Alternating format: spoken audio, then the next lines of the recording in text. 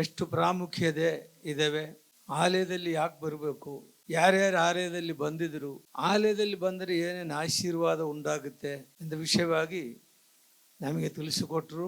ಎಷ್ಟು ಜನ ಅದನ್ನ ಅರ್ಥ ಮಾಡ್ಕೊಂಡ್ರೆ? ಹಲ್ಲೆಲೂಯಾ.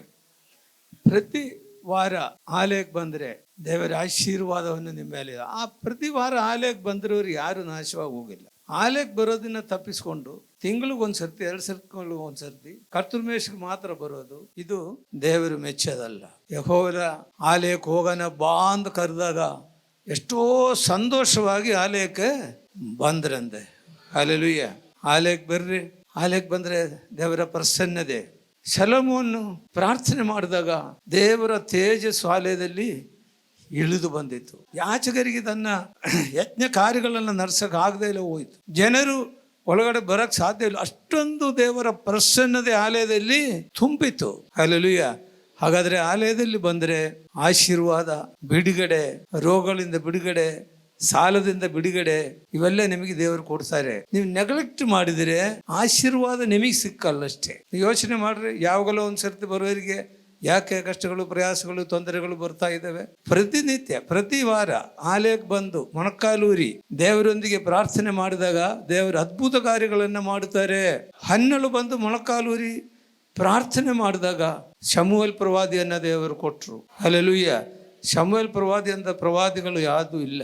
ಮೋಶೆ ಬಿಟ್ರೆ ಶಮೂವೇಲೇ ದೊಡ್ಡ ಒಂದು ಪ್ರವಾದಿ, ರಾಜರನ್ನ ಅಭಿಷೇಕ, ರಾಜರನ್ನ ನೇಮಿಸುವ ಒಂದು ಪ್ರವಾದಿ. ಪ್ರಾರ್ಥನೆಯಲ್ಲಿ ಆಲಯದಲ್ಲಿ ಬಂದರೆ, ಪ್ರಾರ್ಥನೆ ಮಾಡಿದರೆ ದೇವರು ನಿಮ್ಮ ಜೀವನದಲ್ಲಿ ಕೂಡ ಅದ್ಭುತ ಕಾರ್ಯಗಳನ್ನು ಮಾಡ್ತಾರೆ. ನೀವು ಪ್ರಯತ್ನ ಮಾಡಿ ನೋಡ್ರಿ ಇದನ್ನು. ಹಲ್ಲೆಲೂಯಾ. ಯಾಕಂದರೆ ನಮ್ಮ ದೇವರು ಜೀವಿಸುವ ದೇವರು, ನಮ್ಮ ದೇವರು ಆತ್ಮ ಸ್ವರೂಪಿಯಾದ ದೇವರು, ನಮ್ಮ ಪ್ರಾರ್ಥನೆಗೆ ಸದುತ್ತರ ಕೊಡುವ ದೇವರು. ಹಲ್ಲೆಲೂಯಾ. ಇವತ್ತಿನ ವಾಕ್ಯಕ್ಕೋಸ್ಕರ 1ನೇ ಅರಸ 17:14. ಇಸ್ರಾಯೇಲ್ ದೇವರಾದ ಯೆಹೋವನು ನಿನಗೆ, ನಾನು ದೇಶಕ್ಕೆ ಮಳೆಯನ್ನು ಕಳುಹಿಸುವವರೆಗೆ, ನಾನು ದೇಶಕ್ಕೆ ಮಳೆಯನ್ನು ಕಳಿಸುವವರೆಗೆ ನಿನ್ನ ಮಡಕೆಯಲ್ಲಿರುವ ಹಿಟ್ಟು ತೀರುವುದಿಲ್ಲ, ನಿನ್ನ ಮನೆಯಲ್ಲಿರುವ ಹಿಟ್ಟು ತೀರುವುದಿಲ್ಲ, ಮೊಗೆಯಲ್ಲಿರುವ ಎಣ್ಣೆಯು ಮುಗಿದು ಹೋಗುವುದಿಲ್ಲ, ಮೊಗೆಯಲ್ಲಿರುವ ಎಣ್ಣೆಯು ಮುಗಿದು ಹೋಗೋದಿಲ್ಲ. ಹಲ್ಲೆಲೂಯಾ. ದೇವರ ನಮಗೆ ಸ್ತೋತ್ರ. ಇದೊಂದು ಪ್ರವಾದನೆ. ಇದು ಯಾರು ಹೇಳ್ತಾರೆ? ಏಲಿಯನು. ದೇವರು ಏಲಿಯನಿಗೆ ಮಾಡಿರುವ ಅದ್ಭುತ ಕಾರ್ಯಗಳು, ಅವನಲ್ಲಿರುವ ಆತ್ಮ ನಿಜವಾದ ಒಂದು ವ್ಯಂಗ್ಯದಿಂದ ಇರುವ ಆತ್ಮ, ಧೈರ್ಯದ ಆತ್ಮ. ರಾಜನ ಮುಂದೆ ಹೋಗಿ ನಿಂತ್ಕೊಂಡು ಧೈರ್ಯವಾಗಿ ನಾನು ಹೇಳತ್ತಂಗ ಮಳೆ ಬರಲ್ಲ ಅಂತ ಹೇಳಿರುವ ಆತ್ಮ. ದೇವರು ಕಾಗೆಗಳಿಂದ ಊಟ ಕೊಟ್ಟಿರುವ ಏಲಿಯನ್, ಒಂದು ವಿಧವೆಯಿಂದ ಎಷ್ಟೋ ವರ್ಷ ಊಟ ಕೊಟ್ಟಿರುವ ಒಂದು ಪ್ರವಾದಿ ಏಲಿಯನು. ಹಲ್ಲೆಲೂಯಾ. ಇಲ್ಲಿ ಅರಸನ ಮುಂದೆ ಹೋಗಿ ನಿಂತು ಹೇಳಿದಾಗ ದೇವರು ಏಲಿಯನಿಗೆ ಹೇಳಿದರು, ನೀನು ಏನು ಮಾಡಬೇಕು ನೋಡು. 2ನೇ ವಾಕ್ಯ ನೋಡು. ನಾನು ನಿನ್ನ ದೇಶಕ್ಕೆ ಮಳೆಯನ್ನು ಕಳುಹಿಸುವವರೆಗೂ, ನಾನು ದೇಶಕ್ಕೆ ಮಳೆಯನ್ನು ಕಳಿಸುವವರೆಗೂ ನಿನ್ನ ಮಡಕೆಯಲ್ಲಿರುವ ಹಿಟ್ಟು ತೀರುವುದಿಲ್ಲ, ಮೊಗೆಯಲ್ಲಿರುವ ಎಣ್ಣೆ ಮುಗಿದು ಹೋಗುವುದಿಲ್ಲ. ನಿಮ್ಮ ಮನೆಯಲ್ಲಿರುವ ಎಣ್ಣೆ ಮುಗಿದು ಹೋಗುವುದಿಲ್ಲ. ಎಣ್ಣೆ ಮುಗಿಯೋದಿಲ್ಲ. ಎಣ್ಣೆ ಮತ್ತು ರೊಟ್ಟಿ ಇದ್ರೆ ಇನ್ನು ಯಾವುದು ಬೇಕಾಗಲ್ಲ. ಇಲ್ಲಿ ಒಂದು ವಿಶೇಷತೆ, ಕರ್ತನಾದ ಯೇಸು ಕ್ರಿಸ್ತನ ಕೂಡ ಈ ವಿಧವೆ ಹೆಸರು ಹೇಳ್ತಾ ಇದ್ದಾರೆ. ಯಾಕೆ ಈ ವಿಧವೆ ಹೆಸರು ಹೇಳ್ಬೇಕಾಯಿತು? ಲೂಕನ ಸುವಾರ್ತೆ ನೋಡ್ರಿ, 4ನೇ ಅಧ್ಯಾಯ 25ರಿಂದ ಹೋದ್ರೆ, ಲೂಕ 4:25. ಏಲಿನ ಕಾಲದಲ್ಲಿ 3 ವರ್ಷ 6 ತಿಂಗಳು ಮಳೆ ಬಾರದೆ ದೇಶದಲ್ಲೆಲ್ಲ ದೊಡ್ಡ ಬರ ಉಂಟಾದಾಗ, ದೊಡ್ಡ ಬರವನ್ನು ಉಂಟಾದಾಗ ಇಸ್ರಾಯೇಲ್ ಜನರಲ್ಲಿ ಎಷ್ಟೋ ಮಂದಿ ವಿಧವೆಯರು ಇದ್ದದ್ದು ನಿಜ. ಎಷ್ಟೋ ಮಂದಿ ವಿಧವೆಯರಿದ್ದರು. ಆದರೆ ಅವರಲ್ಲಿ ಒಬ್ಬರ ಬಳಿಗೂ ದೇವರು ಏಲಿಯನನ್ನ ಕಳುಹಿಸದೆ. ಹಲ್ಲೆಲೂಯಾ. ಅವರು ಯಾರ ಕಡೆಗೆ ದೇವರು ಏಲಿಯನ್ನ ಕಳಿಸಿಲ್ಲ. ಸೀದೋನಿಗೆ ಸೇರಿದ ಸರೆಪ್ತ ಊರಿನಲ್ಲಿದ್ದ ಒಬ್ಬ ವಿಧವೆಯ ಬಳಿಗೆ ಮಾತ್ರ ಕಳಿಸಿದರು. ಯಾಕೆ? ಅಷ್ಟು ಬಹಳ ವಿಧವೆಗಳಿದ್ದರು. ಹಲ್ಲೆಲೂಯಾ. ಆದರೆ ಸೀದೋನಲ್ಲಿರುವ ಸರಪ್ತ ಎಂದ ಊರಿನಲ್ಲಿದ್ದ ವಿಧವೆ ಬಳಿಗೆ ಏಲಿಯನಿಗೆ ದೇವರು ಕಳಿಸಿಕೊಟ್ರು. ಆ ವಿಧವೆಗೆ ಏನ್ರಿ ಪ್ರತ್ಯೇಕತೆ? ಅವಳು ದೇವರ ಭಯಭಕ್ತಿ ಉಳ್ಳವಳಾಗಿದ್ದು, ದೇವರಿಗೆ ಧಾರಾಳವಾಗಿ ಕೊಡುವಳಾಗಿದ್ದ. ಹಲ್ಲೆಲೂಯಾ. ಮೊಗೆಯಲ್ಲಿ ಒಂದು ಹಿಡಿ ಇಟ್ಟು ಅಷ್ಟೇ ಇದ್ದಿದ್ದು, ಸ್ವಲ್ಪ ಎಣ್ಣೆ. ಅದನ್ನೊಂದು ಪ್ರವಾದಿಗೆ ಕೊಡೋದಕ್ಕೆ ಅವಳು ಏನಾಯ್ತು, ಸನ್ನದ್ಧಳಾದರು. ದೇವರಿಗೆ ಕೊಡುವರಿಗೆ ಹತ್ರ ಮಾತ್ರ ದೇವರು ಕೊಟ್ಟಿದ್ದಾರೆ. ಬೇರೆ ವಿಧವೆಯರ ಹತ್ರ ಹೋದ್ರೆ ನಮ್ಮ ಹತ್ರ ಇಲ್ಲ ಅಂತ ಹೇಳ್ತಿದ್ರೆ ಏನೋ ಗೊತ್ತಿಲ್ಲ. ಆದರೆ ಈ ವಿಧದ ಸ್ಪೆಷಾಲಿಟಿ ಏನು ಇಲ್ಲಿದ್ರೆ ಕೂಡ ದೇವರಿಗೆ ಕೊಡುವ ಒಂದು ಗುಣ ಯಾವ ಮೇಲೆ ಇತ್ತು. ಹಲ್ಲೆಲೂಯಾ. ಒಳ್ಳೆ ಗುಣವತಿಯಾದ ಒಂದು ವಿಧವೆ ದೇವರಿಗೆ ಪ್ರಾರ್ಥನೆ ಹೇಳ್ತಾನೆ, ಯೆಹೋವನಾಣೆ ಅಂತಾರೆ. ಹಂಗಾರೆ ದೇವರ ಭಕ್ತಲಾಗಿದ್ರು ಅವರು. ಈ ವಿಧವೆ ದೇವರ ಭಯಭಕ್ತಿಯಲ್ಲಿ ಜೀವಿಸೋಳಾಗಿದ್ದರು. ಅದಕ್ಕೋಸ್ಕರನೇ ಏಲಿಯನಿಗೆ ಕಳಿಸಿದ್ರು. ಏಲಿಯನಿಗೆ ಕಳಿಸ್ಬೇಕಾದ್ರೆ ಏನಂದ್ರು ಗೊತ್ತಾ? ಆಗ ಯೆಹೋವನವನಿಗೆ, ನೀನ್ ಇಲ್ಲಿಂದ ಚೀದೋನ್ಯರ ಚಾರೆಪ್ತ ಊರಿಗೆ ಹೊರಟು ಹೋಗಿ ಅಲ್ಲಿ ವಾಸಿಸು, ನಿನ್ನನ್ನು ಸಾಕಬೇಕೆಂದು ಅಲ್ಲಿನ ಒಬ್ಬ ವಿಧವೆಗೆ ಆಜ್ಞಾಪಿಸಿದ. ಅಲ್ಲಿ ಒಂದು ವಿಧವೆಗೆ ಆಜ್ಞಾಪಿಸಿದ್ದೀನಿ. ಸೀದೋನ್ನಲ್ಲಿರುವ ಒಂದು ವಿಧವೆಗೆ ಆಜ್ಞಾಪಿಸಿದ್ದೀನಿ ನಿನಗೆ ಸಾಕಕ್ಕೋಸ್ಕರ. ನನಗೆ ಡೌಟ್ ಏನು ಗೊತ್ತಾ, ಏಲಿಯನ್ ಅಲ್ಲಿ ಹೋಗಿದ್ದು ವಿಧವೆಗೆ ಸಾಕಕ್ಕ ಇಲ್ಲ ವಿಧವೆ ಏಲಿಯನಿಗೆ ಸಾಕಕ್ಕ ಎಂಬುದಾಗಿ. ಆ ವಿಧವೆ ಏನಂದ್ಳು ಗೊತ್ತಾ? ಒಂದು ಮೊಗೆ, ಒಂದು ಹಿಡಿ ಇಟ್ಟು, ಒಂದು ಮೊಗೆ ಎಣ್ಣೆ. ಇದೆಲ್ಲ ನಾವು ಏನು ಮಾಡ್ತೀವಿ, ಒಂದು ರೊಟ್ಟಿ ಅಷ್ಟೇ, ಒಂದು ರೊಟ್ಟಿ ಮಾಡಿ ನಾನು ನನ್ನ ಮಗನು ತಿಂದು ಆಮೇಲೆ ಏನು ಸಾಯಬೇಕು ಅಂತ ಹೇಳಿದರು. ಇದೊಂದು ಕೆಟ್ಟ ಮಾತು ಅವಳಲ್ಲಿ ಬಂದ್ಬಿಟ್ಟ. ಸಾಯಬೇಕು ಅಂತ ಹೇಳಿದ್ದೀನಿ ಎಂಬುದಾಗಿ ಹೇಳಿದರು. ಆದರೆ ಏಲೇನು ಬಿಡಲಿಲ್ಲ. ಏನೇನೆಂದು ಗೊತ್ತಾ?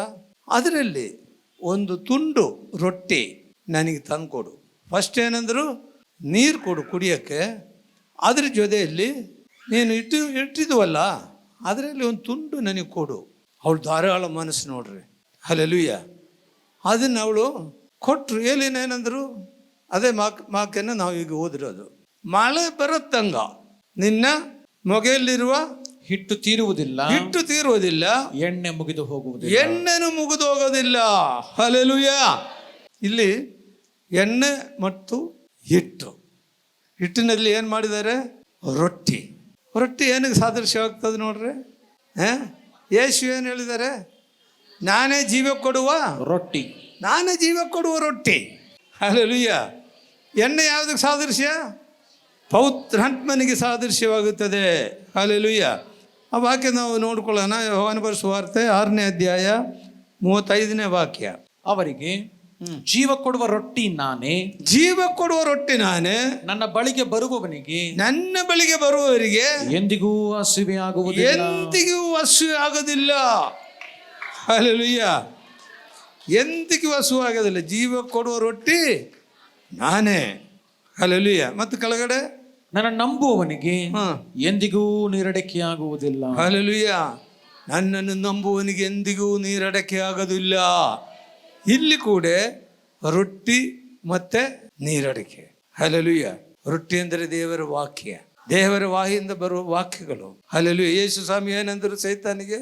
ಮನುಷ್ಯನು ರೊಟ್ಟಿ ತಿಂದ ಮಾತ್ರ ಎಲ್ಲಿ ಬದುಕೋದಿಲ್ಲ, ಮತ್ತೆ ದೇವರ ಬಾಯಿಂದ ಹೊರಡುವ ಪ್ರತಿಯೊಂದು ಮಾತಿನಿಂದ ಬದುಕ್ತಾರೆ. ಹಲ್ಲೆಲೂಯಾ. ಹಂಗಾದ್ರೆ ಇದು ಯಾವ್ದ್ರಿ? ದೇವರ ವಾಕ್ಯದಿಂದ ನಾವು ಜೀವಿಸ್ತೀವಿ. ಈ ದೇವರ ವಾಕ್ಯದಿಂದ ಅಥವಾ ಈ ರೊಟ್ಟಿಯಿಂದ ವಿಧವೆ ಮತ್ತು ಅವ್ರು ಎಷ್ಟು ದಿವಸ ಜೀವಿಸಿದ್ರು? ವರ್ಷಗಟ್ಟಲೆ ಜೀವಿಸಿದ್ರು.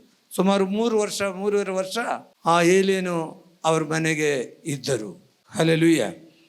ಏಲಿಯನು ಇನ್ನೊಂದು ವಿಷಯ ಏನಾಯ್ತು ಅಂದರೆ, ಈ ರೊಟ್ಟಿ ಮತ್ತು ಎಣ್ಣೆ ಬಂದಾಗ ನೋಡ್ರಿ ಆ ವಾಕ್ಯವನ್ನು 15ನೇ ವಾಕ್ಯದಿಂದ ಓದು. ಆಕೆಯು ಹೋಗಿ ಅವನು ಹೇಳಿದಂತೆ ಮಾಡಿದಳು. ಅವನು ಹೇಳಿದಂತೆ ಮಾಡಿದರು. ಆಕೆಯು ಆಕೆಯ ಮನೆಯವರು ಏಲಿಯನು ಅದನ್ನು ಅನೇಕ ದಿವಸಗಳವರೆಗೆ ಊಟ ಮಾಡಿದರು. ಹಲ್ಲೆಲೂಯಾ. ದೇವರ ವಾಕ್ಯ ಮತ್ತೆ ಎಣ್ಣೆ ಇದಿದ್ರೆ ಜನ ಸೇರಿಬಿಡ್ತಾರೆ. ಹಲ್ಲೆಲೂಯಾ. ಇಲ್ಲಿ ಯಾಕೆ ನಾವು ಸೇರಿದ್ದೀವಿ? ಇಲ್ಲಿ ಏನಿದ್ದಾವೆ? ದೇವರ ವಾಕ್ಯ ಇದ್ದಾವೆ. ದೇವರ ವಾಕ್ಯ. ಪೇತ್ರ ಏನಂದ್ರು ಸ್ವಾಮಿಗೆ? ನೀನು ಬಿಟ್ಟು ಹೋಗ್ತೀಯ ಅಂತ ಕೇಳಿದಾಗ ಏನಂದ್ರು? ನಿನ್ನಲ್ಲಿ ನಿತ್ಯ ಜೀವ ಉಂಟು ಮಾಡುವ ವಾಕ್ಯಗಳು ನಿನ್ನಲ್ಲಿದ್ದಾವೆ. ಆ ವಾಕ್ಯದಿಂದ ನಾವು ಊಟ ಮಾಡ್ತೀವಿ. ನಾನು ನಿನ್ನನ್ನು ಬಿಟ್ಟು ಹೋಗೋದಿಲ್ಲ. ಹಲ್ಲೆಲೂಯಾ. ಹಾಗಾದರೆ ದೇವರ ವಾಕ್ಯ ಬಹಳ ಪ್ರಾಮುಖ್ಯ. ದೇವರು ಒಂದೇ ಮಾತಿನಲ್ಲಿ ಈ ಪ್ರಪಂಚವನ್ನು ಸೃಷ್ಟಿ ಮಾಡಿದಿರೋದು. ಒಂದೇ ಮಾತಿನ ಉಂಟಾಗಲೆಂದು ಹೇಳಿದ ತಕ್ಷಣ ಅಡಿಗಲಾಂಡ ಪ್ರಪಂಚವನ್ನು ಸೃಷ್ಟಿ ಮಾಡಿರುವ ದೇವರು ನಮ್ಮ ದೇವರು. ಹಾಗಾದರೆ ಮಾತಂದರೆ ದೇವರ ವಾಕ್ಯ. ಯೋಹನ ಬರೆಸುವಾರ್ತೆ 1ನೇ ಅಧ್ಯಾಯದಲ್ಲಿ ಏನು ಬರೆದ? ಆದಿಯಲ್ಲಿ ವಾಕ್ಯವಿತ್ತು, ಆ ವಾಕ್ಯವು ದೇವರ ಬಳಿಯಲ್ಲಿತ್ತು, ಆ ವಾಕ್ಯ ದೇವರಾಗಿತ್ತು. ವಾಕ್ಯ ದೇವರಾಗಿತ್ತು. ಹಾಗಾದರೆ ವಾಕ್ಯ ಬಹಳ ಪ್ರಾಮುಖ್ಯ. ಹಲ್ಲೆಲೂಯಾ. ಇಲ್ಲಿ ರೊಟ್ಟಿ ಯಾವುದಕ್ಕೆ ಸಾದೃಶ್ಯ? ದೇವರ ವಾಕ್ಯಕ್ಕೆ ಸಾದೃಶ್ಯ. ಹಲ್ಲೆಲೂಯಾ. ರೊಟ್ಟಿ ಬೇಕಾದಷ್ಟು ಬಂದರು, ಎಣ್ಣೆ ಬಂದರು. ಎಣ್ಣೆ ಅಂದರೆ ಏನು?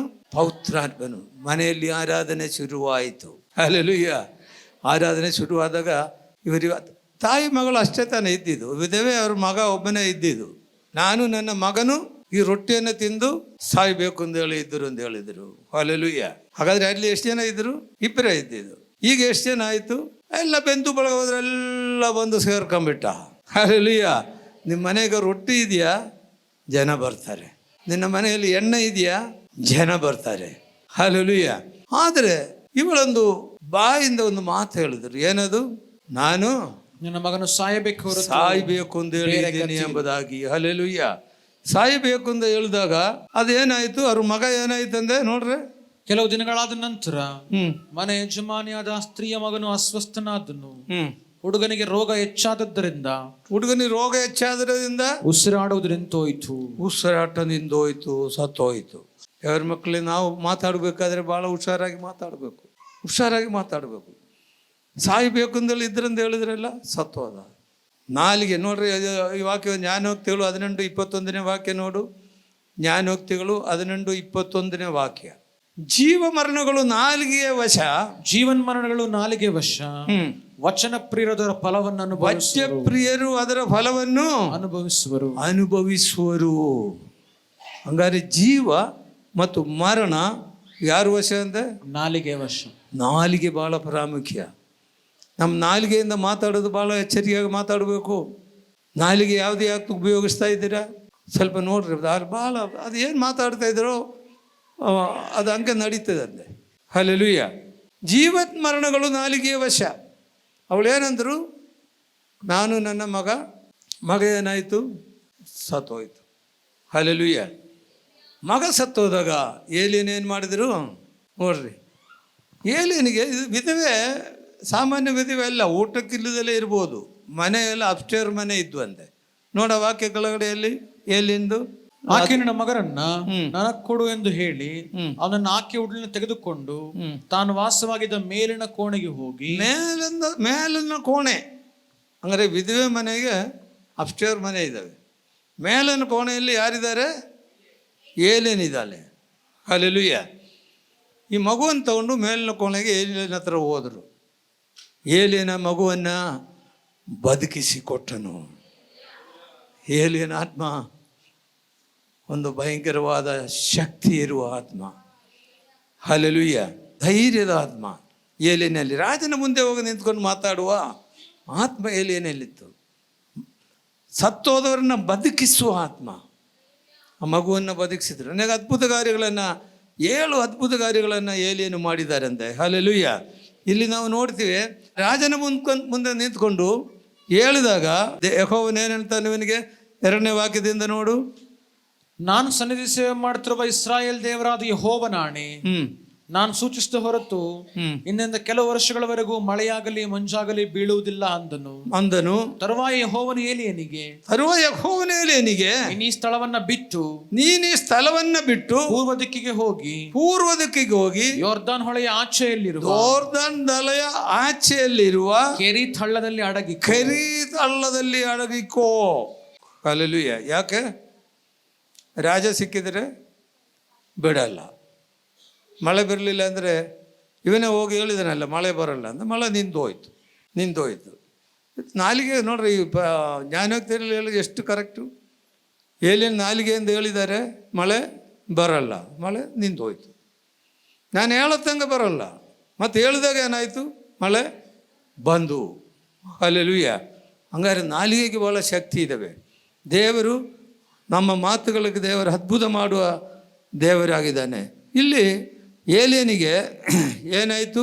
ಪೂರ್ವ ದಿಕ್ಕಿಗೆ ಹೋಗಿ ಯೋರ್ದಾನ್ ಹೊಳೆ ಆಚೆ ಇರುವ ಹಳ್ಳದಲ್ಲಿ ಹೋಗಿ ಅಡಗಿಕೋ. ಅಲ್ಲಿ ಏನು ಮಾಡ್ತಾರೆ ಅಂದರೆ ಊಟಕ್ಕಿರ್ಬೇಕಲ್ಲ ಪಾಪ, ಅಲ್ಲಿ ಯಾರು ಊಟ ಕೊಡ್ತಾರೆ? ದೇವರು ಕಾಗಗಳಿಗೆ ಅಪ್ಪಣೆ ಕೊಟ್ಟರು, ಕಾಗಗಳೇ ನೀವೇನು ಮಾಡಬೇಕು, ನನ್ನ ದಾಸನಲ್ಲೇ ಇದ್ದಾನೆ, ಅವನಿಗೆ ಬೆಳಿಗ್ಗೆ ನಾಷ್ಟ, ಸಾಯಂಕಾಲ ಮಾಮೂಲಿ ಊಟ ಅಲ್ಲ, ಮಾಂಸದ ಊಟ ತಂದು ಕೊಡ್ಬೇಕು. ಕಾಗಗಳಿಗೆ ಅಪ್ಪಣೆ ಮಾಡಿದರು. ಕಾಗಗಳು ಏನು ಮಾಡಿದರು? ದೇವರ ಮಾತು ಕೇಳಬೇಕಲ್ಲ. ಕಾಗ ಏನು ಯಾರಿಗೇನೋ ಕೊಡ್ತಾರೇನ್ರಿ? ಇರೋದನ್ನು ಕಸ್ಕೊಂಡು ಹೋಗೋಕೆ ಹಾಗೆ ಇಲ್ಲ. ಯಾವುದನ್ನ ಮಕ್ಕಳ ಕೈಯಲ್ಲಿ ಏನಾದ್ರು ಇದ್ರೆ, ರೊಟ್ಟಿ ಇದ್ದರೆ ಒಂದು ಕಬಕ್ಕಂತ ತಗೊಂಡು ಹೋಗ್ಬಿಡ್ತಾರೆ. ಅಂಥ ಕಾಗೆಯನ್ನು ಕೊಡುವ ಬುದ್ಧಿ ಕಲಿಸ್ಬಿಟ್ಟ ದೇವರು. ಕೊಡುವ ಬುದ್ಧಿ ಕಲಿಸ. ಕಾಗೆ ಎಲ್ಲಿಂತಂದ್ರೆ ಗೊತ್ತಿಲ್ಲ, ತಗೊಂಬಂದು ಏಲಿಯನಿಗೆ ರೊಟ್ಟಿ ಮತ್ತು ಮಾಂಸವನ್ನು ಕೊಟ್ಟನು. ಕುಡಿಯೋಕ್ಕೆ ನೀರಲ್ಲಿ, ಹಳ್ಳದಲ್ಲಿ ನೀರು ಕುಡಿಬೇಕು. ಹಳ್ಳ ಏನಾಯಿತು? ಮಳೆ ಬರದಲ್ಲಿ ಹೋಗುತ್ತೆ, ಹಳ್ಳ ಬತ್ತೋಯ್ತು. ಹಳ್ಳ ಬತ್ತೋದಾಗ ಇಲ್ಲಿ ದೇವರು ಏಲಿಯನಿಗೆ ಹೇಳ್ತಾನೆ, ನೀನು ಇಲ್ಲಿಂದ ನಡಿಯಪ್ಪ, ನಿನಗೆ ನಾನು ಸೀದೋನಲ್ಲಿರುವ, ನಿನ್ನನ್ನು ಕಾಪಾಡೋದಕ್ಕೆ ಸೀದೋನಲ್ಲಿರುವ ಒಂದು ವಿಧೇಯರ ಹತ್ರ ಆಜ್ಞಾಪಿಸಿದ್ದೇನೆ, ಕಳಿಸುತ್ತೀನಿ ಎಂಬುದಾಗಿ ಹೇಳಿದರು. ಹಲ್ಲೆಲೂಯಾ. ನೋಡ ವಾಕ್ಯಗಳನ್ನು, ನಿನ್ನನ್ನು ಸಾಕಬೇಕೆಂದು ಒಬ್ಬ ವಿಧವೆಗೆ ಆಜ್ಞಾಪಿಸಿದ್ದೇನೆ ಅಂದನು. ಅವನು ಅಲ್ಲಿಂದ ಹೊರಟು ಚಾರಾತ್ರದ ಊರು ಬಾಗಿಲಿನ ಸಮೀಪಕ್ಕೆ ಬಂದಾಗ ಸೌದೆಯನ್ನು ಕೂಡಿಸುತ್ತಿರುವ ಒಬ್ಬ ವಿಧವೆಯನ್ನು ಕಂಡು, ಒಂದು ವಿಧವೆಯನ್ನ ಕಂಡು ಆಕೆಯನ್ನ ಕೂಗಿ ದಯವಿಟ್ಟು ಕುಡಿಯುವುದಕ್ಕೆ ಒಂದು ತಂಬಿಗೆಯಲ್ಲಿ, ದಯವಿಟ್ಟು ಕುಡಿಯೋದಕ್ಕೆ ಒಂದು ತಂಬಿಗೆ ನೀರು ಕೊಡು. ಆಮೇಲೆ ಆಕೆ ಹೋಗುತ್ತಿರುವಾಗ ತಿರುಗಿ ಆಕೆಯನ್ನು ಕರೆದು, ನೀನು ಹೋಗುವಾಗ ನನಗೋಸ್ಕರ ಒಂದು ತುಂಡು ರೊಟ್ಟಿಯನ್ನು ತೆಗೆದುಕೊಂಡು ಬಾ, ನನಗೋಸ್ಕರ ಒಂದು ತುಂಡು ರೊಟ್ಟಿಯನ್ನ ತೆಗೆದುಕೊಂಡು ಬಾ. ಹಲ್ಲೆಲೂಯಾ. ಒಂದು ತುಂಡು ರೊಟ್ಟಿ ಮತ್ತೆ ನೀರು ತಗೊಂಡು ಬಾ ಅಂತ ಹೇಳಿದರು. ನೀರು ತರಬೇಕಾದ್ರೆ ಹೇಳ್ತಾರೆ, ಅದ್ರ ಜೊತೆಯಲ್ಲಿ ಒಂದು ತುಂಡು ರೊಟ್ಟಿ ಕೂಡ ನೀನು ತರಬೇಕು ಎಂಬುದಾಗಿ. Hallelujah, hallelujah. ಅದಕ್ಕಾಗಲೇ ನಾವು ಓದಿದ್ದೀವಿ, ಅದೇ ವಾಕ್ಯಗಳಲ್ಲೇ ನಾವು ಓದಿದ್ವಿ. ಮತ್ತೊಂದು ಸರ್ತಿ ವಾಕ್ಯ ಓದೋಣ. 14ನೇ ವಾಕ್ಯ. ಇಸ್ರಾಯೇಲ್ ದೇವರಾದ ಯೆಹೋವನು, ನಾನು ದೇಶಕ್ಕೆ ಮಳೆಯನ್ನು ಕಳುಹಿಸುವವರೆಗೆ ನಿನ್ನ ಮಡಕ್ಕಿಲಿರುವ ಹಿಟ್ಟು ತೀರುವುದಿಲ್ಲ, ಮೊಗೆಯಲ್ಲಿರುವ ಎಣ್ಣೆ ಮುಗಿದು ಹೋಗುವುದಿಲ್ಲ ಎಂದು ಹೇಳಿ. ಮಳೆ ಬರತ್ತಂಗ ನಿನ್ನ ಮನೆಯಲ್ಲಿ ಹಿಟ್ಟು ತೀರೋದಿಲ್ಲ, ಎಣ್ಣೆ ಮುಗಿಯುವುದಿಲ್ಲ. ಹಲ್ಲೆಲೂಯಾ. ಮಳೆ ಬರತ್ತಂಗ. ಮಳೆ ಬಂದಾಗ ಏನಾಗುತ್ತೆ? ನಿಲ್ಲಿತೆ. ಮಳೆ ಬಂದರೆ ಏನಾಗುತ್ತೆ? ಏನು ಮಾಡಬೇಕು? ವ್ಯವಸಾಯ ಮಾಡಬೇಕು. ಅವರವ್ರ ಊಟಕ್ಕೆ ಅವರವರು ಕಷ್ಟಪಟ್ಟು ಜೀವನ ಮಾಡಿ ತಿನ್ನಬೇಕು. ಅಲ್ಲಿ ತನಕ ಏನಾಯಿತು? ಮಳೆ ಬರತ್ತಂಗ ನಾನು ನಿಮ್ಮ ಮೊಗೆಯಲ್ಲಿರುವ ಹಿಟ್ಟು ಮತ್ತು ಎಣ್ಣೆಯನ್ನು ಮುಗಿಯೋದಿಲ್ಲ. ಹಲ್ಲೆಲೂಯಾ. ಈ ಹೆಂಗ್ಸ್ ಏನು ಮಾಡಿದರು? ಅವ್ರು ಹೇಳಿದಂಗೆ ಮಾಡಿದಾಗ ಏನಾಯಿತು? ದೊಡ್ಡ ಅದ್ಭುತ ನಡೆಯಿತು. ದಿನೇ ರೊಟ್ಟಿ, ದಿನೇ ಎಣ್ಣೆ. ಹಲ್ಲೆಲೂಯಾ. ದಿನೇ ರೊಟ್ಟಿ, ದಿನೇ ಎಣ್ಣೆ. ಸುಮಾರು 3 ವರ್ಷ ಕಾಲ ಅವ್ರ ಕುಟುಂಬವನ್ನು ಜೀವಿಸಿದರು. ದೇವರ ನಾಮಕ್ಕೆ ಸ್ತೋತ್ರವಾಗಲಿ. ಹಾಗಾದರೆ ದೇವರ ವಾಕ್ಯ ಭಾಳ ಪ್ರಾಮುಖ್ಯ. ದೇವರ ವಾಕ್ಯ ನಮಗೆ ಜೀವವನ್ನು ಕೊಡುವುದಾಗಿದ್ದೇವೆ. ದೇವರ ವಾಕ್ಯವನ್ನು ನಾವು ಓದಬೇಕು. ಪವಿತ್ರಾತ್ಮನ ಅಭಿಷೇಕವನ್ನು ನಾವು ಹೊಂದಬೇಕು. ಹಲ್ಲೆಲೂಯಾ. ಯೋಹಾನ ಬರೆದ ಸುವಾರ್ತೆ 7:37ನೇ ವಾಕ್ಯದಲ್ಲಿ ನೋಡ್ರಿ. ಯೋಹಾನ 7:37. ಆ ಜಾತ್ರೆಯ ಮಹಾದಿವಸದ ಕಡೆ ದಿನದಲ್ಲಿ ಯೇಸು ನಿಂತುಕೊಂಡು, ಯಾವನಿಗಾದ್ರೂ ನೀರಡಕ್ಕೆ ಆಗಿದ್ರೆ ನನ್ನ ಬಳಿಗೆ ಬಂದು ಕುಡಿಯಿರಿ. ನಂಬಿದವನ ಹೊಟ್ಟೆಯೊಳಗಿಂದ ಶಾಸ್ತ್ರದಲ್ಲಿ ಹೇಳಿರುವ ಪ್ರಕಾರ ಜೀವಕರವಾದ ನೀರಿನ ಹೊಳೆಗಳು ಹರಿಯುವವು. ಜೀವಾದ ನೀರಿನ ಹೊಳೆಯನ್ನು ಹರಿಯುವುದು. Hallelujah, hallelujah. ನಾವಾಗಲೇ ನೋಡ್ತಾ ಇದ್ದೀವಿ, ಪವಿತ್ರಾತ್ಮನ ಅಭಿಷೇಕ ಅದೇ ಹೊಳೆ. ನಾವು ರಕ್ಷಣೆ ಹೊಂದಿದಾಗಲೇ ಪವಿತ್ರಾತ್ಮ ನಮ್ಮಲ್ಲಿ ಇರ್ತದೆ. ಆದರೆ ಅದನ್ನೇನು ಮಾಡಬೇಕು? ಹೊಟ್ಟೆ ಒಳಗಡೆಯಿಂದ ಹೊರಗಡೆ ಬರುವ ಒಂದು ಅನುಭವ. ಅಲ್ಲೆಲ್ಲೂ ಎಸ್ಕೇಲ್ ಪ್ರವಾದನೆಯಲ್ಲಿ ಹೇಳಿದಂಗೆ ಮೊಣಕಾಲಂಗಲ್ಲ, ಸೊಂಡದವರೆಗೂ ಅಲ್ಲ, ಈಜಾಡುವ ಅನುಭವ. ಹಲ್ಲೆಲೂಯಾ. ಇಲ್ಲಿ ನಾವು ಆರಾಧನೆಯಲ್ಲಿ ನೋಡಿದ್ದೀವಿ, ಅನೇಕರು ಆತ್ಮದಲ್ಲಿ ಸಣ್ಣ ಸಣ್ಣ ಮಕ್ಕಳು ಕೂಡ ಆತ್ಮದಲ್ಲಿ ಪರಿಸರವನ್ನು ಗೊತ್ತಿಲ್ಲದೆ ಆರಾಧಿಸ್ತಾ ಇರೋದು. ನಿಜವಾಗ್ಲೂ ದೇವರ ಪ್ರಸನ್ನತೆ ಆರಾಧನೆಯಲ್ಲಿ ಇಳಿದು ಬರ್ತದೆ. ಹಲ್ಲೆಲೂಯ. ದೇವರ ಪ್ರಸನ್ನತೆ ನಮ್ಮ ಆಲಯಕ್ಕೆ ಬೇಕು. ಅವ್ರ ಮಕ್ಕಳು ಮಾತ್ರವಲ್ಲ, ಎಲ್ಲರೂ ಪವಿತ್ರಾತ್ಮನ ಅಭಿಷೇಕದಿಂದ ತುಂಬಿ, ಪವಿತ್ರಾತ್ಮನ ಫಲಗಳಿಂದ ತುಂಬಿ, ಪವಿತ್ರಾತ್ಮನ ಫಲಗಳು ನಮ್ಮಿಂದ ಹೊರಡು ಬರಬೇಕು. ಹಲ್ಲೆಲೂಯ. ಫಲವಿಲ್ಲದಲೇ ಉಪಯೋಗ ಇಲ್ಲ. ಫಲವಿಲ್ಲದಲೇ ಆತ್ಮ ಹೊಂದಿಕೊಂಡು ಉಪಯೋಗ ಇಲ್ಲ. ನಮ್ಮಲ್ಲಿ ಆತ್ಮ ಇದ್ದರೆ ಏನು ಬರಬೇಕು? ಫಲ ಬರಬೇಕು. ಏನು ಫಲ? ಆತ್ಮನ ಫಲ. ಪವಿತ್ರಾತ್ಮನ ಫಲಗಳು ಏನೇನು ಹೇಳ್ರಿ? ಓದಪ್ಪ ಅದನ್ನು. ಗಲಾತ್ಯ 5 ಓದ ವಾಕ್ಯವನ್ನು. ಫಲವೇನೆಂದರೆ ಏನು? ದೇವರಾತ್ಮನಿಂದ ಉಂಟಾಗುವ ಫಲವೇನೆಂದರೆ, ದೇವರಾತ್ಮನಿಂದ ಉಂಟಾಗುವ ಫಲವೇನೆಂದರೆ ಪ್ರೀತಿ, ಪ್ರೀತಿ, ಸಂತೋಷ, ಸಂತೋಷ, ಸಮಾಧಾನ, ಸಮಾಧಾನ, ದೀರ್ಘಶಾಂತಿ, ದೀರ್ಘಶಾಂತಿ, ದಯೆ, ದಯೆ, ಉಪಕಾರ, ಉಪಕಾರ, ನಂಬಿಕೆ, ನಂಬಿಕೆ, ಸಾಧುತ್ವ, ಸ್ವಾದಿತ್ವ, ಕ್ಷಮೆ, ದಮೆ ಇಂಥವುಗಳು. ಕ್ಷಮೆದವೆ ಇಂಥವುಗಳೇ. ಮೊದಲನೇದಾಗಿ ಏನು ಹೇಳಿದ್ದಾರೆ? ಏನು ಇನ್ನೇನು ಸರ್ತಿ ಹೇಳ್ರಿ ಎಲ್ಲರೂ ಸೇರಿ? ಇನ್ನೇನು ಸರ್ತಿ ಹೇಳ್ರಿ? ಪ್ರೀತಿ. Hallelujah, hallelujah. ಇದು ಹುಡುಗ ಹುಡುಗಿ ಪ್ರೀತಿಸೋ ಪ್ರೀತಿ ಅಲ್ಲಿದು, ಆ ಲವ್ ಅಲ್ಲಿದು. ಇದು ಲವ್ ಅಲ್ಲ, ಲವ್ವೇ. ಎಂಥ ಲವ್ ಇದು? ದೇವರ ಪ್ರೀತಿ. ಹಲ್ಲೆಲೂಯ. ಎಂಥ ಪ್ರೀತಿ? ಸಹೋದರ ಸಹೋದರಿಗಳ ಪ್ರೀತಿ, ಸಹೋದರ ಸಹೋದರಿಗಳ ಅನ್ಯೋನ್ಯತೆ. ಒಬ್ಬರೊಬ್ಬರು ಆ ಕಡೆ ಈ ಕಡೆ ತಿರ್ಕೊಂಡು ಕೂತ್ಕೊಳ್ಳೋದಲ್ಲ ಆರಾಧನೆ ಬಂದಾಗ. ಹಲ್ಲೆಲೂಯ. ಆರಾಧನೆಗೆ ಬರಬೇಕಾದ್ರೆ ಹೆಂಗೆ ಆರಾಧನೆ ಬರಬೇಕು? ಪರಿಶುದ್ಧತ್ವ ಎಂಬ ಭೂಷಣದೊಡನೆ ಆರಾಧನೆ ಮಾಡಬೇಕು. ಹಳೆ ಬಡವರಿಗೆ ಕಾಲದಲ್ಲಿ ನಾವು ನೋಡ್ತೀವಿ, ಆರಾಧನೆಯಲ್ಲಿ ಯೆಹೋಷಾಫಾಟನ ಆರಾಧನೆ ಮಾಡಿದರು. ಯೆಹೋಷಾಫಾಟನು ಆರಾಧನೆ ಮಾಡಿದಾಗ ಏನಾಯಿತು? ಶತ್ರು ಸೈನ್ಯ ಸೋತೋಯ್ತು. ಯುದ್ಧ ಯಾರು ಮಾಡಿದರು? ಯೆಹೋವನ ಯುದ್ಧ ಮಾಡಿದರು. ಹಲ್ಲೆಲೂಯ. ಯೆಹೋವನ ಯುದ್ಧ ಮಾಡಬೇಕು ಅಂದರೆ ಆರಾಧನೆ ಹೆಂಗಿರಬೇಕು? ಪರಿಶುದ್ಧತ್ವ ಎಂಬ ಭೂಷಣದೊಡನೆ ಆರಾಧನೆ ಮಾಡಬೇಕು. ಹಲ್ಲೆಲೂಯ. ಪರಿಶುದ್ಧತೆಯಿಂದ ನಮ್ಮನ್ನು ನಾವೇ ಶುದ್ಧಪಡಿಸ್ಕೊಂಡು, ನಮ್ಮಲ್ಲಿ ಏನಾದರೂ ತಪ್ಪುಗಳಿದ್ದರೆ ದೇವರ ಹತ್ರ ಹೇಳಿ ಅರಿಕೆ ಮಾಡಿಕೊಂಡು, ದೇವರೇ ನನ್ನನ್ನು ಕ್ಷಮಿಸಪ್ಪ, ನಾನು ನಿನ್ನನ್ನು ಆರಾಧನೆ ಮಾಡಬೇಕು. ಇಲ್ಲಾಂದರೆ ಆರಾಧನೆ ಸ್ವೀಕಾರ ಮಾಡಲ್ಲ. ಇದು ಬೆಳಿಗ್ಗೆ ನಾವು ಪ್ರಸಂಗ ಕೇಳಿದ್ವಲ್ಲ, ಇಲ್ವಾ? ಆರಾಧನೆ ಯಾರ್ಯಾರು ಮಾಡಿದರು ಅಂತ. ಕಾಯಿನೂ ಆರಾಧನೆ ಮಾಡಿದರು, ಹಾಬೇಲು ಆರಾಧನೆ ಮಾಡಿದರು, ಇಬ್ಬರು ಆರಾಧನೆ ಮಾಡಿದರು. ಆದರೆ ಕಾಯಿನ ಆರಾಧನೆ ದೇವರು ಮೆಚ್ಚಲಿಲ್ಲ, ಮೆಚ್ಚಲಿಲ್ಲ. ನಮ್ಮ ಆರಾಧನೆ ದೇವರು ಮೆಚ್ತಾ ಇದ್ದಾರಾ? ಯಾಕೆ ಮೆಚ್ಚಲಿಲ್ಲ? ಯಾಕೆ ಮೆಚ್ಚಲಿಲ್ಲ? ದೇವರೇ ಅವನಿಗೆ ಹೇಳ್ತಾ ಇದ್ದಾನೆ, ಯಾಕಪ್ಪ ನಿನ್ನ ಆರಾಧನೆ, ಯಾಕೆ ನಿನ್ನ ಮುಖ ಕೊಳಗೊಂಡಿದೆಯಲ್ಲ? ಆರಾಧನೆ ಮೆಚ್ಚಿಲ್ಲ ಅಂದಲೇನಾ? ಯಾಕೆ ನಿನ್ನ ಆರಾಧನೆ ಮೆಚ್ಚಿಲ್ಲ? ನೀನು ಒಳ್ಳೆಯದನ್ನು ಮಾಡಿದರೆ ನಿನ್ನ ಆರಾಧನೆಯನ್ನು ನಾನು ಮೆಚ್ತಿದ್ದಿಲ್ವಾ? ನೀನು ಒಳ್ಳೆಯದನ್ನು ಮಾಡಿದರೆ ನಿನ್ನ ಆರಾಧನೆಯನ್ನು ನಾವು ಮೆಚ್ತಿದ್ದಿಲ್ವಾ? ಹಲ್ಲೆಲೂಯ. ಹಾಗಾದರೆ ಆರಾಧನೆ ಮಾಡಬೇಕಾದ್ರೆ ಬೇರೆನ ಮಾಡ್ಕೊಂಬಂದಲ್ಲಿ ಆರಾಧನೆ ಮಾಡೋದು ಸುಮ್ಮನೆ, ದೇವರು ಮೆಚ್ಚಲ್ಲ. ದೇವರು ಮೆಚ್ಚಬೇಕು ಅಂದರೆ ಪರಿಶುದ್ಧತ್ವ ಎಂಬ ಭೂಷಣ ನೋಡೋದು ನಾವು ದೇವರನ್ನು ಆರಾಧನೆ ಮಾಡಬೇಕು. Hallelujah, hallelujah. ಆ ವಿಧವೆಯ ಮನೆಯಲ್ಲಿ ಆರಾಧನೆ ಪ್ರಾರಂಭವಾಯಿತು. ಆರಾಧನೆ ಏನು? ರೊಟ್ಟಿ, ದೇವರ ವಾಕ್ಯ, ಮತ್ತು ಎಣ್ಣೆ, ಏನು? ಪವಿತ್ರಾತ್ಮ, ಅಭಿಷೇಕ. ಅಭಿಷೇಕದಿಂದ, ದೇವರ ವಾಕ್ಯದಿಂದ ಆರಾಧನೆ ವರ್ಷಗಟ್ಟಲೆ ನಡೆಯಿತು. ಯಾವ ಊಟಕ್ಕೂ ಕೊರತೆ ಇಲ್ಲ, ಯಾವುದಕ್ಕೂ ಕೊರತೆ ಇಲ್ಲ. ಹಲ್ಲೆಲೂಯ. ಸಂತೋಷದಿಂದ ಜೀವನವನ್ನು ನಡೀತು. ಹಾಗಾದರೆ ನಮ್ಮ ಮನೆಯಲ್ಲಿ ರೊಟ್ಟಿ ಇದೆಯಾ? ಎಣ್ಣೆ ಇದೆಯಾ?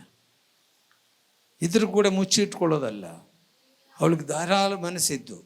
ನಮ್ಮ ಮನೆಯಲ್ಲಿ ಒಂದು ಇಡೀ ಹಿಟ್ಟು ಐತೆ. ಯಾರಾದರೂ ಬೇರೆಯವ್ರು ಹೇಳ್ತಾರಾ ಐತೆ ಅಂತ? ಅದಕ್ಕೆ ಏಸು ಸ್ವಾಮಿ ವಿಧವೆ ಬೈಕಿ ಎತ್ತಿ ಹೇಳಿರೋದು. ಎಷ್ಟೋ ವಿಧವೆಗಳಿತ್ತಂತೆ. ಸೀದೋನಿನಲ್ಲಿರುವ ವಿಧವೆ ಮಾತ್ರ ಕಳಿಸ್ಕೊಟ್ರು. ಸೀದೋನ್ ಅಂದರೆ ಯಾರು ಊರು ಗೊತ್ತಾ? ಅಹಾಬನ ಹೆಂಡತಿ ಇಸಬೇಲು, ಒಂದು ಕೆಟ್ಟ ಹೆಂಗಸು, ಅವಳು ಊರೇ. ಅವರೇ ಹೇಳಿರೋದು ಏಲಿಯನಿಗೆ, ನಾಳೆ ಇಷ್ಟೊತ್ತಂಗ ನಿನ್ನೆ ಇದ್ದರೆ ನೀನು ಸಾಯಿಸ್ಬಿಡ್ತೀನಿ ಅಂತ. ಹೋಗಿ ಅವಳ ಊರಿನ ಹೋಗಿ ಇದ್ದ. ಸೀದೋನ್ ಅಂದರೆ ಇಸಬೇಲಿನ ಊರು. ಆ ಊರಲ್ಲೇ ಇದ್ದಿದ್ದು ವಿಧವೆ. ಅವರ ಊರಲ್ಲಿ 3 ವರ್ಷ ಇದ್ದ. ಆದರೆ ಏಲಿಯನವರಿಗೆ ಸಿಕ್ಕಲಿಲ್ಲ. ಹಲ್ಲೆಲೂಯಾ, ದೇವರ ನಮಗೆ ಸ್ತೋತ್ರವಾಗಲಿ. ಒಂದೇ ಒಂದು ವಿಷಯ, ನಮ್ಮ ಮನೆಯಲ್ಲಿ ರೊಟ್ಟಿ ಇದೆಯಾ? ನಮ್ಮ ಮನೆಯಲ್ಲಿ ಎಣ್ಣೆ ಇದೆಯಾ? ಎಣ್ಣೆ ರೊಟ್ಟಿ ಇದ್ದರೆ ಸುಮ್ಮನೆ ನೀವು ನಿಮ್ಮ ಮಗ ತಿಂದ್ಕೊಂಡಿರೋದಕ್ಕಲ್ಲ. ಏನು ಮಾಡಬೇಕು? ಅದನ್ನು ದಿನೇ ದಿನೇ ಹೆಚ್ಚಬೇಕು. ದೇವರ ವಾಕ್ಯ ದಿನೇ ದಿನೇ ನಾವು ಕಲಿಬೇಕು. ಪವಿತ್ರಾತ್ಮನ ಅಭಿಷೇಕದಿಂದ ದಿನೇ ದಿನೇ ನಾವು ಹೆಚ್ಚಾಗಿ ಬರಬೇಕು, ಬೆಳಿಬೇಕು. ನಮ್ಮ ಜೀವನದಲ್ಲಿ ಒಂದು ಶುದ್ಧೀಕರಣ ಉಂಟಾಗಬೇಕು. ಆಲಯಕ್ಕೆ ಬಂದಾಗ ದೇವರು ನಮ್ಮನ್ನು ಆಶೀರ್ವದಿಸ್ತಾರೆ. ಹಲ್ಲೆಲೂಯಾ. ಕಪಟ ಭಕ್ತಿಗಳಾಗಿ ಇಲ್ಲಿ ಬಂದು ಆರಾಧನೆ ಮಾಡಿದರೆ ದೇವರು ಸಹಿಸುವುದಿಲ್ಲ. ಹಲ್ಲೆಲೂಯಾ. ಪೇತ್ರನ ಮೊದಲನೇ ಪ್ರಸಂಗದಲ್ಲಿ ಹೇಳಿದರು, ವಕ್ರ ಬುದ್ಧಿ ಇರುವ ಜನರಿಂದ ದೂರವಾಗಿರ್ರಿ ಎಂಬುದಾಗಿ. ಹಲ್ಲೆಲೂಯಾ. ವಕ್ರ ಬುದ್ಧಿ ಇಟ್ಕೊಂಡು ಕಪಟವಾಗಿ ಆರಾಧನೆ ಮಾಡಿದರೆ ದೇವರು ಸಹಿಸೋದಿಲ್ಲ. ರೊಟ್ಟಿ ಮತ್ತು ಎಣ್ಣೆ ನಮ್ಮ ಮನೆಯಲ್ಲಿ ಇದೆಯಾ ಅಂತ ಯೋಚನೆ ಮಾಡಿಕೊಳ್ಳ್ರಿ. ಹಲ್ಲೆಲೂಯಾ. ಇದ್ದರೆ ಅದನ್ನು ದಿನೇ ದಿನೇ ಏನಾಗಬೇಕು? ಹೆಚ್ಚಾಗಬೇಕು. ಪಕ್ಕದ ಮನೆಯವರು ಬರಬೇಕು. ನಿಮ್ಮ ಮನೆಯಲ್ಲಿ ರೊಟ್ಟಿ ಆಯ್ತಲ್ಲ, ಎಣ್ಣೆ ಆಯ್ತಲ್ಲ ಅಂದೇಳಿ ತಿನ್ನೋದಲ್ಲಿದು. ಬೇರೆಯವ್ರು ಬರಬೇಕು. ನಿಮ್ಮ ಮನೆಯಲ್ಲಿ ರೊಟ್ಟಿ ಆಯ್ತಲ್ಲ, ಎಣ್ಣೆ ಆಯ್ತಲ್ಲ, ನಾನು ಬರ್ತೀನಿ ಅಂತಾರೆ. ರೋಗಿಗಳನ್ನ ಕರ್ಕೊಂಬರ್ತಾರೆ. ನಿಮ್ಮ ಮನೆಯಲ್ಲಿ ಎಣ್ಣೆ ಆಯ್ತಲ್ಲ, ಸ್ವಲ್ಪ ಹಚ್ಚಿರಿ, ರೋಗಿ ವಾಸ ಆಗುತ್ತೆ ಅಂತಾರೆ. ಹಲ್ಲೆಲೂಯಾ. ಎಣ್ಣೆ ಮತ್ತು ರೊಟ್ಟಿ ಮರಿಬೇಡ್ರಿ. ಪ್ರತಿಯೊಬ್ಬರ ಮನೆಯಲ್ಲೂ ಎಣ್ಣೆ ಮತ್ತು ರೊಟ್ಟಿ ಇರಬೇಕು. ಇಲ್ಲಂದು ಹೇಳ್ಬೇಡ್ರಿ. ಹಲ್ಲೆಲೂಯಾ. ದೇವರ ವಾಕ್ಯಗಳಿಂದ ನಮ್ಮನ್ನು ಆಶೀರ್ವದಿಸಲು ನಾವು ಪ್ರಾರ್ಥನೆ ಮಾಡೋಣ. ನಮ್ಮನ್ನು ಬಹಳವಾಗಿ ಪ್ರೀತಿ ಮಾಡುವ ಸ್ವರ್ಗೀಯ ತಂದೆ ಆದ ದೇವರೇ, ಯೇಸುವೇ, ನಿನ್ನ ಅಮೂಲ್ಯವಾದ ವಾಕ್ಯಗಳನ್ನು ನಾವು ಕೇಳಿದ್ದೀವಲ್ಲಪ್ಪ. ರೊಟ್ಟಿ ಮತ್ತು ಎಣ್ಣೆ ಭಾಳ ಪ್ರಾಮುಖ್ಯವಾದದಾಯ್ತಲ್ಲಪ್ಪ. ನಮ್ಮ ಮನೆಗಳಲ್ಲಿ ಈ ರೊಟ್ಟಿ ಮತ್ತು ಎಣ್ಣೆ ಕರ್ತನೆ ಇರೋದನ್ನು ಪಕ್ಕದ ಮನೆಯವರಿಗೆ, ಬೆಂದು ಬೆಳಗದವರಿಗೆ ಕೊಡೋದಕ್ಕೆ ನೀನು ನಮಗೆ ಸಹಾಯ ಮಾಡಪ್ಪ. ಕರ್ತನೆ, ನಿನ್ನ ಸೇವೆ ಮಾಡೋದಕ್ಕೆ ನಮ್ಮನ್ನು ಬೆಲೆಪಡಿಸಪ್ಪ. ಹಲ್ಲೆಲೂಯಾ. ನೀವು ಬೆಲೆ ಹೊಂದಿ ಸಮರ್ಯ ಯೆರೂಸಲೇಮು ಮತ್ತು ಸಮರ್ಯ ಯೂದಾಯ ಸೀಮೆಗಳಲ್ಲಿ ದಾಟಿ ಪ್ರಪಂಚದ ಕಟ್ಟಕಡೆಗೆ ಹೋಗ್ರಿ, ಸಾಕ್ಷಿಗಳಾಗ್ರಿ ಎಂಬುದಾಗಿ ನೀನು ಹೇಳಿದೆಯಲ್ಲಪ್ಪ. ಕರ್ತನೆ, ಆ ಎಣ್ಣೆ ನಮ್ಮಲ್ಲಿದ್ದರೆ ನಾವು ಎಲ್ಲಿ ಬೇಕಾದ್ರೂ ಹೋಗ್ಬೋದಲ್ಲಪ್ಪ. ಅಭಿಷೇಕದಿಂದ ಬೆಲ ಶಕ್ತಿ ಹೊಂದಿದವರಾಗಿ ನಿನ್ನೆ ಸೇವೆ ಮಾಡೋದಕ್ಕೋಸ್ಕರ ನಮ್ಮನ್ನು ಬೆಲಪಡಿಸು, ಶಕ್ತೀಕರಿಸು. ಯಾರಾದರೂ ಕಷ್ಟದಲ್ಲಿ, ಪ್ರಯಾಸದಲ್ಲಿ, ರೋಗದಲ್ಲಿ, ದುಃಖದಲ್ಲಿ, ಮನೋಭಾರದಲ್ಲಿ ಇಲ್ಲಿ ಬಂದಿದ್ದರೆ ನೀನು ಅವ್ರ ಮೇಲೆ ಕರುಣೆ ತೋರಪ್ಪ. ಕರುಣೆ ತೋರು ಬರ್ತೇನೆ. ಮನೋಭಾರದಲ್ಲಿ ಬಂದವರನ್ನ, ಕಷ್ಟದಲ್ಲಿ ಬಂದವರನ್ನ, ರೋಗದಲ್ಲಿ ಬಂದವರನ್ನ ನೀನು ಕರುಣಿಸು, ಬೆಲೆಪಡಿಸು. ನಿನ್ನ ಹಸ್ತವನ್ನು ಚಾಚಿ ಮುಟ್ಟಪ್ಪ. ನಿನ್ನ ಹಸ್ತವನ್ನು ಚಾಚಿ ಮುಟ್ಟು ಕರ್ತನೆ. ಬೆಲೆಪಡಿಸು, ಶಕ್ತಿಗರಿಸು. ಯೇಸು ಕ್ರಿಸ್ತನ ನಾಮದಲ್ಲಿ ಬೇಡುತ್ತೀವಿ ತಂದೆಯೇ, ಆಮೇನ್.